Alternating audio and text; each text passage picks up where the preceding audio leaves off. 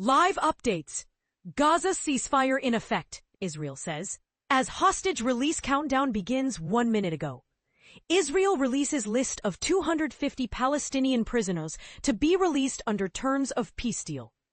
The Israeli Ministry of Justice released on Friday a list of 250 Palestinian prisoners expected to be released as part of the first phase of the U.S.-brokered ceasefire and hostage release deal.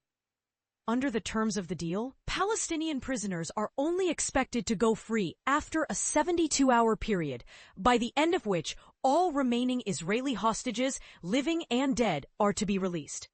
That 72-hour period ends on Monday afternoon in Israel.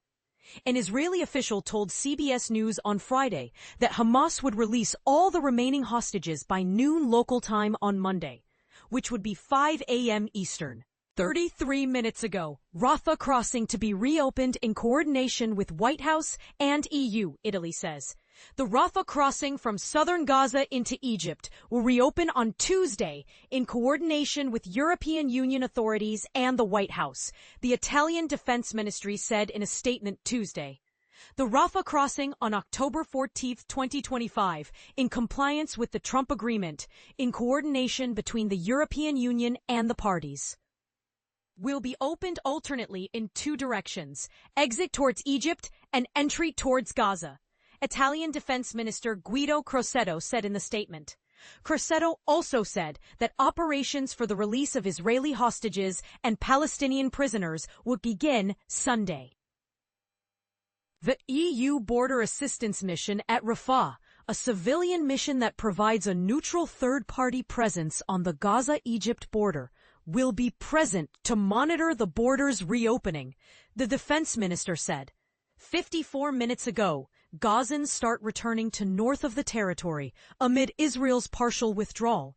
CBS News team in Gaza reported Friday that displaced Gazans had begun returning to northern parts of the war-torn enclave, as the Israeli military partially withdrew its forces in line with the ceasefire agreement.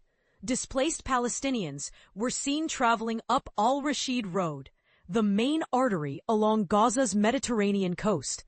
Eyewitnesses reported seeing full-scale destruction in Gaza City, where Israeli forces had been conducting ground operations right up until Friday morning when the ceasefire took effect. Witnesses told CBS News that extensive damage was visible in neighborhoods across Gaza City and in Al-Shati refugee camp on the city's western side. 8:11 a.m. Red Cross says return of hostages and Palestinian prisoners must be carried out safely and with dignity. International Red Cross President Mirjana Spoljaric said Friday that the return of hostages and Palestinian prisoners must be carried out safely and with dignity.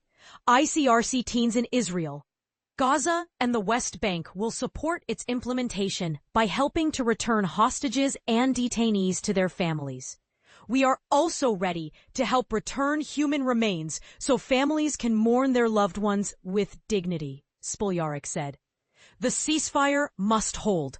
Lives depend on it. An Arab diplomat and a source familiar with the negotiations told the Times of Israel newspaper that Hamas had agreed during talks in Egypt not to hold public ceremonies during the handover of hostages to Israel, as it had done during previous releases.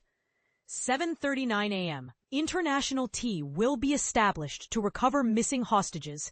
Gal Hirsch, the hostage and missing persons coordinator for the Israeli Prime Minister's office, told CBS News on Thursday that an international team would be established to locate missing hostages in the coming days.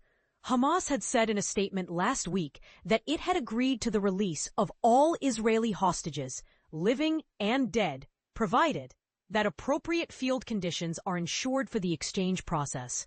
Israeli officials have said it is believed that only 20 of the 48 remaining hostages in Gaza are still alive. 7:28 a.m. U.S. Envoy Witkoff says Israel's partial military withdrawal in Gaza complete.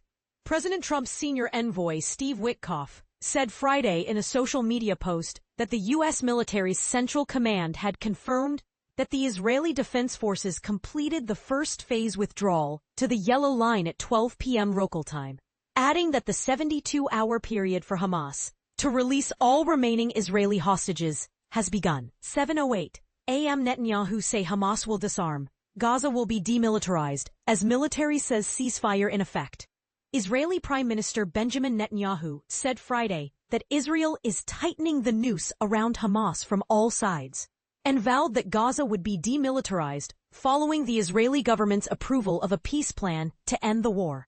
Hamas will disarm and Gaza will be demilitarized. If this can be achieved the easy way, all the better. If not, it will be achieved the hard way, Netanyahu said, addressing reporters. The Israeli leader defended his record in prosecuting the war in Gaza, which has killed over 67,000 Palestinians, according to Hamas-run Gaza health authorities. Anyone who claims that this hostage deal was always on the table is simply not telling the truth. Hamas never agreed to release all the hostages while we remain deep inside the Strip. It agreed only when the sword was on its neck, and that sword is still there, Netanyahu said. 6:51 a.m. Israeli security source tells CBS News 600 aid trucks set to enter Gaza.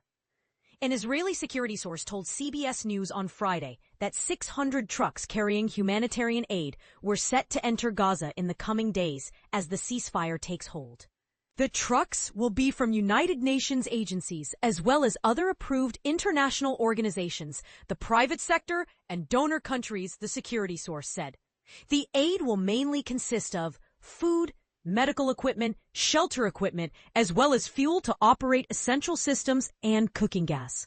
Residents will be allowed to leave through the Rafah crossing in coordination with Egypt after security approval by Israel and under the supervision of a European Union delegation, the source told CBS News. A spokesperson for the UN Office for the Coordination of Humanitarian Affairs told CBS News Friday that an expanded flow of aid had not yet been allowed into the war-torn Palestinian enclave. UNRWA, the UN Agency for Palestinian Refugees, also said there had been no increase in the flow of aid into Gaza early on Friday. 6:41 a.m. Large plumes of smoke and explosions reported in Gaza. Large plumes of smoke billowed into the skies above Gaza on Friday morning, and CBS News' Deborah Patta said Israeli bombs continued to fall on the Palestinian territory right up until the final hours before the military said the ceasefire had taken effect. Israeli officials had said on Thursday that the ceasefire would take effect immediately upon the government's approval of the deal, which came late Thursday evening, but the explosions continued for hours after that. An Israeli military spokesperson said in an Arabic-language statement directed at residents of Gaza on Friday that the Israel Defense Forces, IDF, will remain stationed in designated areas within the Gaza Strip. Do not approach IDF forces in these areas until further notice. Approaching these forces puts you at serious risk, the spokesperson said. 6:40 a.m. Israeli official says Hamas will release hostages by noon on Monday.